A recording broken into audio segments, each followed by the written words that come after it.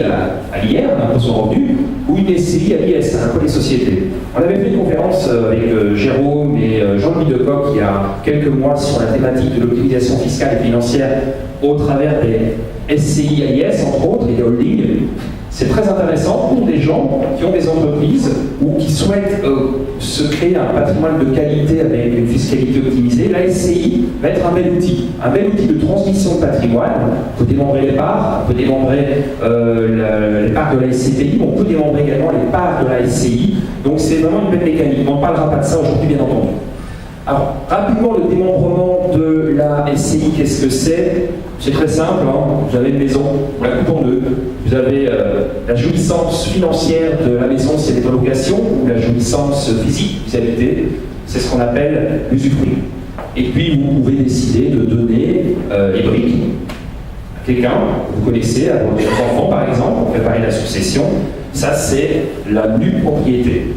Et on peut couper tout ça sur une certaine période. On peut faire un démembrement viager qui prendra fin au décès de l'usufruitier par exemple, et on peut faire également un démembrement temporaire. Temporaire, ça veut dire qu'on va couper virtuellement en deux cette SCPI sur 5 ans ou 10 ans. Alors l'intérêt, c'est quoi?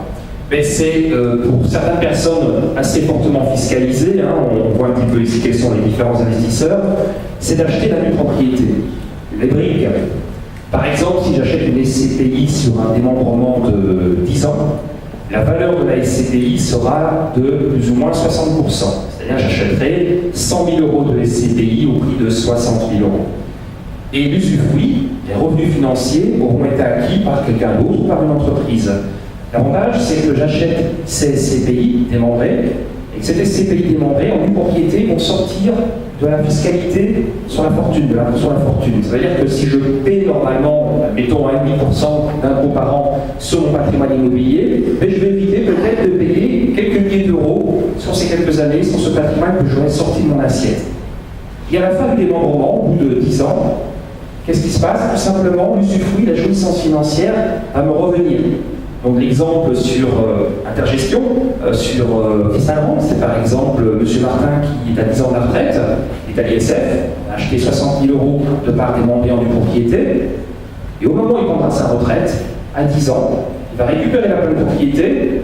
Si revalorisation il y a sur la valeur des parts, il ne paiera pas d'impôt sur les plus-values immobilières, il récupérera cette pleine propriété et il récupérera en même temps l'usufruit, c'est-à-dire les revenus afférents. Donc c'est un très bon moyen pour se constituer un patrimoine fiscalement intéressant et pour optimiser également, et je n'en parlerai pas maintenant, la transmission du patrimoine, puisqu'on peut transmettre, donner la nue propriété par exemple à ses enfants et garder la jouissance jusqu'à son décès. On peut également acheter l'usufruit, uniquement les revenus sur une certaine période. Ça, c'est très intéressant à faire dans le cadre d'une entreprise. Je suis chef d'entreprise avec mon associé, nous allons faire acheter par l'entreprise l'usufruit et faire acheter par nous-mêmes la nue propriété. Attention, on ne va pas faire d'abus de droit ni d'abus de bien social, il y a des règles à respecter, bien entendu. Hein, il y a des experts comptables ici, des avocats fiscalistes, donc ils seront d'accord avec moi. On va passer sur la page suivante. Ça concerne le mode d'acquisition. Acquérir des parts de SCPI via un crédit in fine, c'est très intéressant. Pourquoi? Tout simplement parce que ça permet de mettre en place un bras de levier d'investissement qui peut être très important. Plus vous faites appel au crédit, plus le crédit est long, plus les taux sont bas, plus vous limitez les apports, plus vous serez gagnant. C'est à l'inverse de ce que pensent beaucoup de gens d'ailleurs.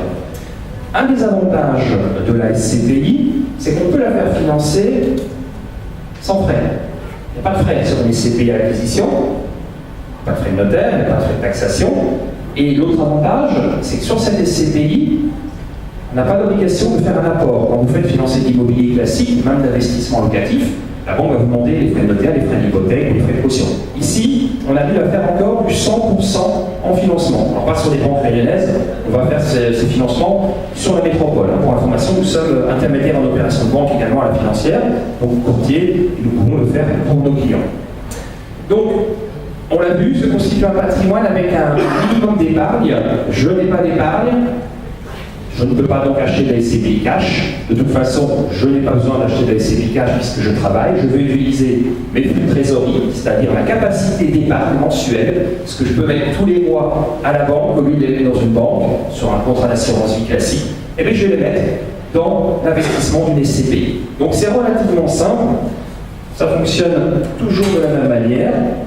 On a une potence, on va mettre le plus à gauche, à droite le négatif, on va avoir la mensualité du crédit, les revenus locatifs. Si le crédit est à taux fixe, qui n'est pas très cher, c'est parfait, c'est le cas pour l'instant.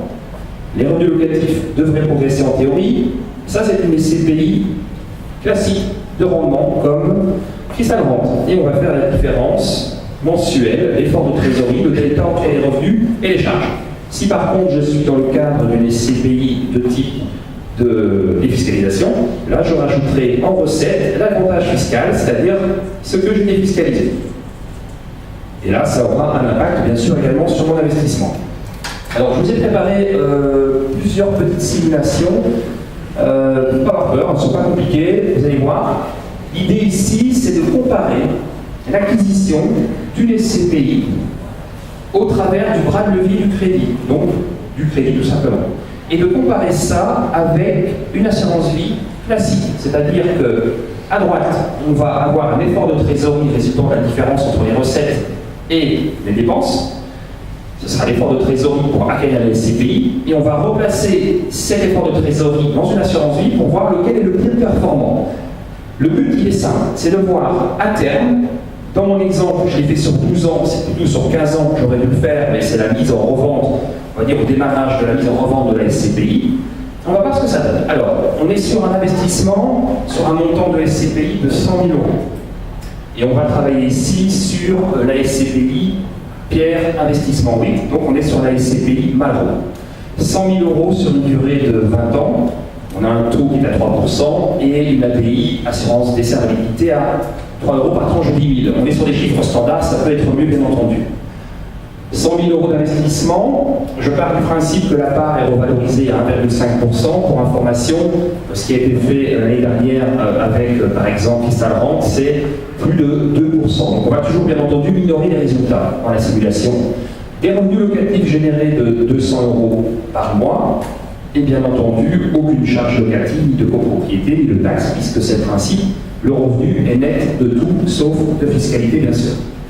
À droite, vous avez ici les résultats. Donc on a en fait un apport initial à 0, on fait un point sur 12 ans, on voit que l'investissement généré pour monsieur et madame Martin, plutôt je vois ici c'est monsieur Martin qui est célibataire, avec une tranche marginale de 30% et qui n'a pas de revenu foncier. On voit ici que pour cette personne-là, on a 24 000 € d'avantages fiscaux, c'est-à-dire les 18% de la SCPI cumulés au déficit foncier fait par les intérêts d'emprunt. Alors on va faire un cours de fiscalité, c'est pas le but, mais c'est très simple. La fiscalité immobilière classique, c'est les revenus locatifs duquel on déduit les intérêts du crédit. Malheureusement, les intérêts dans un prêt classique ils vont diminuer avec le temps. C'est pour ça que plus vous gardez un bien, plus il y a de l'impôt à payer, moins il y a d'intérêt déductible. D'où l'intérêt d'ailleurs parfois de faire des prêts filets. On va déduire les charges, il n'y a pas de charge, hein. Et le résultat, si c'est du positif, là-dessus, on paie de l'impôt. La CSG, 15,5%, et en fonction de votre tranche marginale. Ce que je rajoute ici, bien sûr, c'est les travaux qui vont permettre de faire non pas du positif, mais du déficit. Et ce déficit va venir gommer, comme les enzymes boutons des produits de ménage lessive, va venir gommer les résultats que vous avez sur votre patrimoine foncier, par exemple, en parallèle. Alors, donc, une économie d'impôt de 24 000 €, ça veut dire que l'épargne mensuelle moyenne pour autofinancer cet investissement, elle est de, dans l'exemple, 226 € par mois. C'est un effort de trésorerie moyen sur une durée de 12 ans. À 12 ans, le parc est revendu, commence à être revendu. En intégrant une revalorisation des loyers et de la valeur de la part de 1,5%, on récupère à terme, au bout de 12 ans, un capital estimé à 69 000 €. Ça, cette partie-ci très importante pour beaucoup de clients, d'investisseurs, c'est la sécurité. le fait de faire une opération au travers d'un crédit, bien sûr, ça signifie qu'en cas d'accident de la vie, si l'investisseur décède ou termine malheureusement handicapé, qu'est-ce qui va se passer? La banque va se faire rembourser le crédit par la compagnie d'assurance et automatiquement, à partir de là, le bénéficiaire va hériter de 103 000 € de capitalisation. Ça représente donc les SCPI achetés. Et la rente mensuelle brute, c'est-à-dire le revenu versé par la SCPI, sera de 200 €. Ça, c'est la partie sécurité. Alors, on compare maintenant par rapport à une assurance vie classique. Au lieu de me lancer là-dedans, de faire un crédit, d'acheter de la SCPI Malraux, l'argent que j'aurais dû mettre dedans, les 226 €, je les mets sur un contrat d'assurance vie dans une banque classique de dépôt à La Réunion ou en métropole. Cette banque va m'offrir au mieux un taux moyen à 2,60 sur du fonds euro. C'est très basique, hein, c'est ce qu'on trouve malheureusement dans les banques de dépôt. Pour information, aujourd'hui on peut trouver encore du taux euro qui tourne à plus de 5%, ça existe, vous ne les trouverez pas en banque de dépôt. Des frais de taux de chargement et des frais de gestion de la banque. On fait mouliner 226 € pendant la même période que la SCPI. Ça représente un capital au terme de 36 000 €. 36 000 € de capital développé sur l'assurance vie et sur le produit ici SCPI Malraux, on est à 69 000. Ça, c'est tout simplement ce qu'on appelle le bras de levier de l'endettement, le bras de levier du crédit. La prévoyance. En cas de pépin de la vie, ici, l'héritier récupère ce qu'il y a constitué en termes de capital. En cas de décès, bien sûr, ici, il récupère d'emblée la somme investie initialement, plus le revenu constitué. Donc, bien entendu, sur les objectifs de faire du capital et d'apporter de la sécurité à la famille, on va beaucoup plus loin au travers de ce type d'investissement. Je n'ai pas dit que l'assurance vie n'était pas bonne, je dis simplement que l'assurance vie n'est pas faite pour faire nécessairement la même chose que la SCPI. L'assurance vie reste un très bon outil de transmission, mais actuellement, faire du capital et optimiser sa trésorerie, son épargne de l'assurance vie, en étant dans une banque classique avec une fonds classique, ça ne fonctionne plus. Bien au contraire, on perd de l'argent. Donc ici, le petit camembert classique, qui a financé quoi? Et vous voyez que l'investisseur a financé de sa poche un peu plus de 39% de la valeur du bien. L'économie d'impôt a financé 22% de la valeur du bien et les revenus locatifs ont financé un peu moins de 30%. Ça, c'est la SCPI Malraux et on va passer maintenant sur la SCPI de déficit foncier. Grand baril. Alors, la SCPI de déficit foncier, elle est là. Elle est adaptée ici dans mon exemple à quelqu'un avec une tranche marginale assez élevée et dans ses 128 000 € de revenus, il y a 20 000 € de revenus fonciers. Donc il est en bénéfice foncier. Donc ça veut dire que là-dessus, sur ces bénéfices fonciers de 20 000 €, il paie 15,5% de CSG plus 30% d'impôt. Donc il est fiscalisé à 45% sur son bénéfice foncier. Le but, c'est de gommer cette fiscalité, bien entendu, autrement qu'en faisant des travaux sur le patrimoine immobilier, parce que c'est vrai que c'est souvent ce que nous avons fait. À un moment, on se dit, bon, on va faire des travaux sur les appartements et ce sera déductible. Et il y a un moment où on ne fait pas les travaux pour s'amuser, et ça a toujours un coût et ça n'améliore pas nécessairement le revenu. Résultat, on est sur les mêmes postulats, les mêmes montants investis. La différence ici, c'est sur les travaux, bien entendu. Le loyer est un petit peu plus élevé. On a 3% de rendement locatif sur la région parisienne. 3% de rendement locatif, ça représente globalement 4,5% brut. C'est comme si vous aviez aujourd'hui la volonté d'acheter un appartement sur la région parisienne, vous auriez aux alentours de 4,2-4,4% maximum de rendement locatif. Pour information à La Réunion, le rendement locatif dans le neuf, c'est 3%. Entre 3% et 2,6% pour une villa par exemple. Donc on est sur des rendements locatifs qui sont plus importants, puisqu'ici, encore une fois, ils sont nets que si on était à La Réunion. Les résultats, toujours pareil, on se positionne à la fin. La SCPI a revendu ou revend le patrimoine. Prenons le principe qu'elle a revendu, ce serait plutôt 15 ans.